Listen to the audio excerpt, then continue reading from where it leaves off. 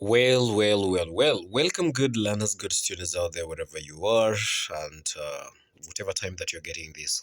It has been a long pause. This is Fathers of Nations by Paul B. Vitta.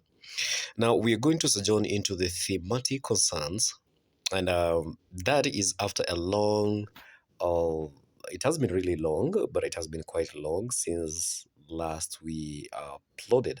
And this one comes after a concern was raised that we really need to go deeper into the text itself, look into various aspects that are examinable, and of course, the purpose, the intentions of the writer, looking at the themes and the concerns in the text. Now, I've been in the kitchen, quote unquote, and I'm bringing this on into you, into the limelight, and therefore, thematic concerns in the Fathers of Nations. We're going to start with poverty and poor leadership. This is still Liberty Media class, a rebranded Liberty Media. In case you're coming across this work, is your first time, somebody, a good friend of yours, did refer you to this particular channel, or you bumped across it accidentally, how about a thumbs up, a like, that is a subscription, and of course, a nice sharing and a leaving of a nice comment down there that will keep me doing what exactly I'm doing. It is a motivation in to some extent, and then by you subscribing means that you'll be the first one to be notified in our future updates, uploads. You won't be left out in a thing, and that would mean that we're a community and we are growing together. So, without that much further ado, let's dive into it. We've said it's going to be poor leadership and poverty. How has the two themes been portrayed in the text that is Fathers of Nations by Paul B. Vitta? Poor leadership. Poor leadership is one of the main themes in the novel. African leaders are portrayed as people who cannot give a sense of direction to their countries. Instead, they are shown as flawed human beings who cannot rise to the challenges of their times. They are people experimenting with various ideological positions originating from different places. There were two discuss way omega but found it nowhere. Path Alpha finds its way on the agenda and is passed as a way forward. The book goes on to portray how dysfunctional most African countries are.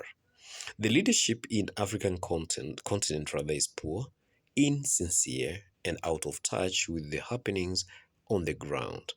The so-called presidents at the summit have very little to share. The confusion is too much and the agenda is not clear. No wonder the summit ends in disarray. Unfortunately, in their hopes, the citizens continue to entertain a leadership that is blind to their plight. The fathers of nations are meeting in Banjul, Gambia, just to fulfill their calendar needs. Their meeting is jumbled up and predetermined by a few of them who hold the meeting hostage. There is widespread distrust among patriarchs, those are quote unquote national fathers. A fight breaks out after disagreement at the summit. The chair of the summit seems to be quite subjective. He does not give room to dissenting voices from summiteers such as Minister T. Zinto. In the eyes of a CEO, Professor Kimani's wife, poor leadership has translated to poor roads, which in the long run have aggravated accidents. His only daughter is killed in a car accident. Consequently, desperation sets in, leading to a divorce. The leader of Comrade Melusi's group is sacked because he is from the Ndebele tribe, while the country's leader is from the Shona.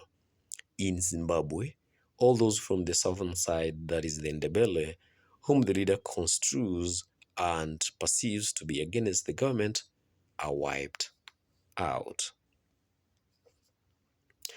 Pastor Chineke Chiamaka is arrested and put in police custody for preaching about the government's failure to deal with the issues bedeviling the nation. When he is later released, he is banned from preaching. The heads of state appoint President Bangura, who previously stated that he would not look at two documents, as chairman of a committee tasked with reviewing the document and providing guidance. Now, that marks the first part of poor leadership, but then we need to look at poverty. How has poverty engulfed the African state? The novel also paints a devastating picture of people on a knife's edge of daily survival. International imperialistic networks of control have captured and imprisoned the continent. African countries are sucked into meaningless loans with international financial institutions. These development loans have unrealistic demands. As a result, the continent continues to sink into the abyss of poverty. It is in Africa that land people are impoverished and forced to beg. This is a society that does not value knowledge but cherishes ignorance. Professor Kimani joins the University of Nairobi directly as a senior lecturer from the University of Oxford. A lecturer and more than a member of parliament at the time.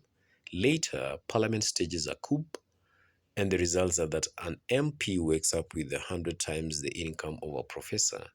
Comrade Melusi notes that in Zimbabwe, it is not easy for people to eat in a hotel. He further notes that those who eat in hotels have visitors or foreigners foot the bills.